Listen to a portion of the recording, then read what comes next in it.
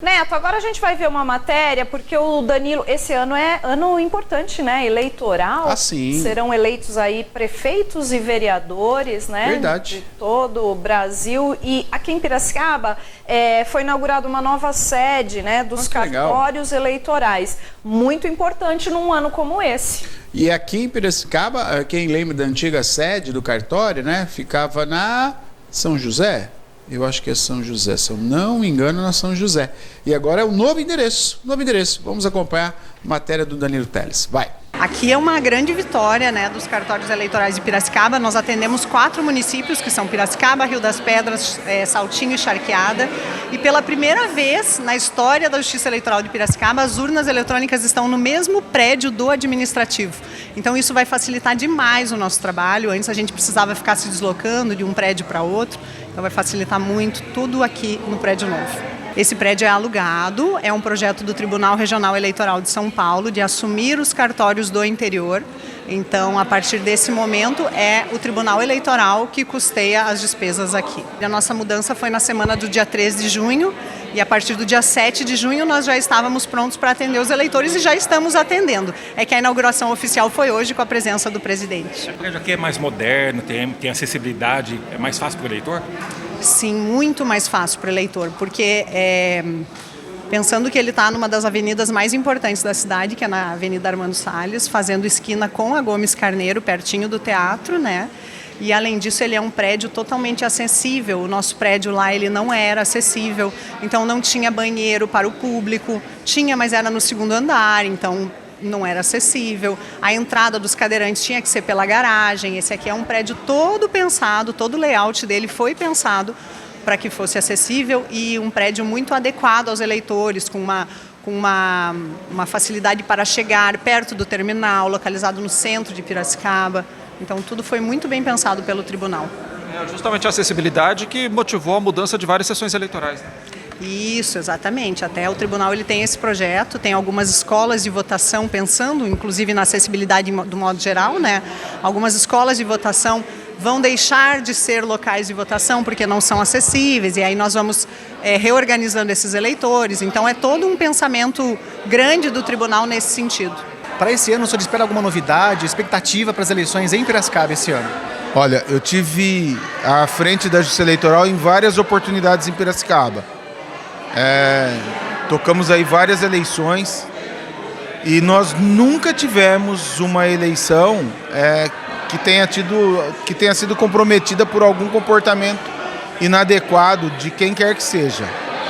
Então, eu vou repetir aquilo que a gente já disse nas outras eleições. A gente sempre tem uma expectativa de que nós teremos uma eleição muito serena. Claro que os ânimos são exaltados na época da eleição, os partidos, né, se degladiam muitas vezes, mas a gente sempre acredita numa eleição muito pacífica, muito tranquila e muito serena em Piracicaba. E nós sempre tivemos isso. Graças a Deus, nós não temos nenhum fato assim que tenha colocado em dúvida o processo eleitoral, tenha colocado em risco as eleições em Piracicaba. A Justiça Eleitoral, aliás, ela vem se notabilizando pela urgência e pela maneira ágil como ela tem julgado as questões relativas à eleição.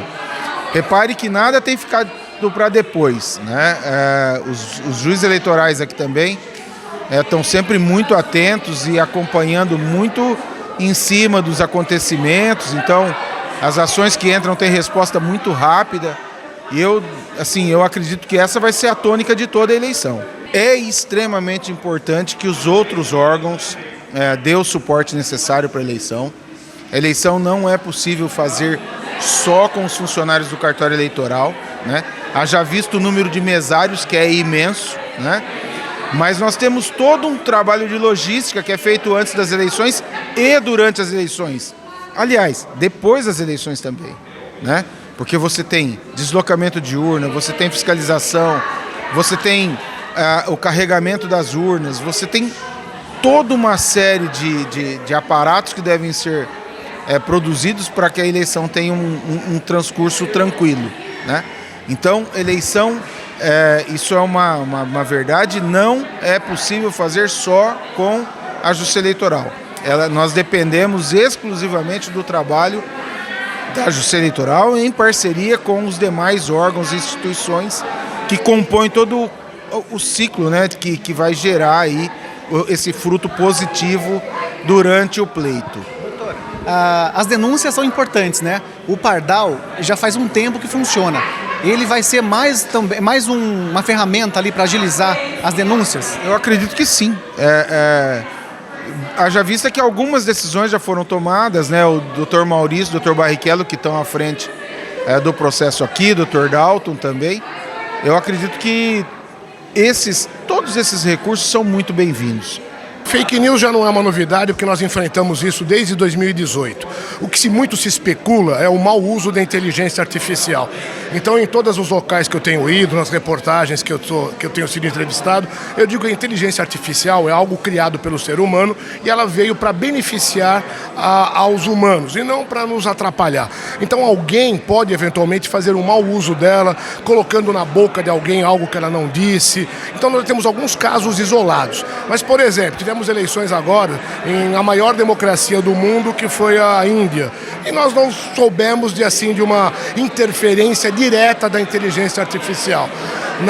No México também houve a eleição de uma presidente e transcorreu no normal. Então, para nós, a inteligência artificial será uma novidade, mas os tribunais estão preparados para enfrentar esse desafio. A única novidade a respeito desse assunto é a resolução do TRE, que determina, ou pelo menos traça normas para que as Big Techs possam retirar antecipadamente a divulgação de discurso de ódio, independente de ordem judicial. Isso é uma novidade porque nós não temos lei a respeito. Então usaremos a resolução do TSE.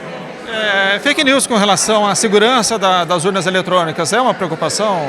Já é um tema muito batido. Mas olha, não há um caso sequer de comprovação de fraude nas urnas. As nossas urnas eletrônicas não têm acesso à internet, então existem várias camadas de segurança, tanto que o código-fonte e o sistema de segurança da urna, toda vez é colocada em checagem por hackers. Vem hackers do mundo inteiro tentar entrar na urna para mudar o voto e nunca conseguiram fazer. Então as nossas urnas, posso te dizer que é um orgulho nacional, não há fraude. O nosso é o único país do mundo que faz a eleição nacional e entrega o resultado horas depois. Essa é a grande vantagem do nosso sistema. Poucas democracias conseguem isso. Vejam nos Estados Unidos, por exemplo, que o resultado sai 15 dias depois. Eu creio que, na verdade, os candidatos vão se mostrar aí responsáveis e conscienciosos de que é um local onde eles têm direito de debater ideias, de expor suas opiniões, mas sem resvalar para o campo de notícias falsas. Pelo menos essa é a minha expectativa, é nisso que eu quero crer que isso vai acontecer. E a Justiça Eleitoral está aí para acompanhar todo o processo, preferencialmente à distância. Se for necessário, se houver alguma irregularidade, a gente vai atuar ao lado da lei, né? Doutora, a agilidade, nós percebemos que esse ano está um pouco mais rápido, inclusive as decisões, né? Isso vai se manter?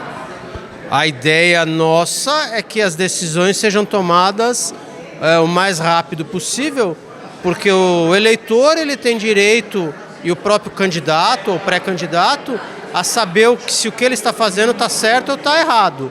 E na medida em que a gente posterga, às vezes isso não chega ao conhecimento ou demora muito, não produz o efeito desejado. Então a expectativa é de que isso seja o mais rápido possível. Teve muita mudança de local de votação em Piracicaba. Isso é uma preocupação, doutor? Isso é uma preocupação nossa. Na verdade, ao longo dessa campanha, desse processo eleitoral, a gente tem a ideia de, com o auxílio de vocês, informando os eleitores dessas mudanças. Mas a gente acredita que até lá, com essas informações, esse problema vai ser minimizado. Doutor, a ferramenta Pardal é um importante instrumento para denúncias? Acho que sim.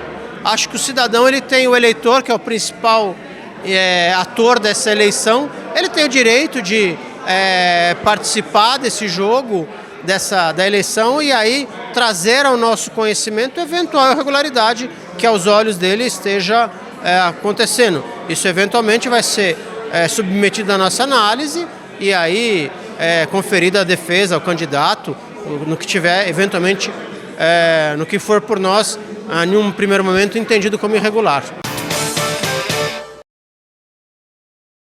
Parabéns aí, parabéns ao cartório eleitoral, né? Esse ano, como a Maria falou, é muito importante. Temos que praticar o direito à cidadania do voto e, obviamente, ter uma estrutura adequada. Aquela estrutura era bem antiga, né?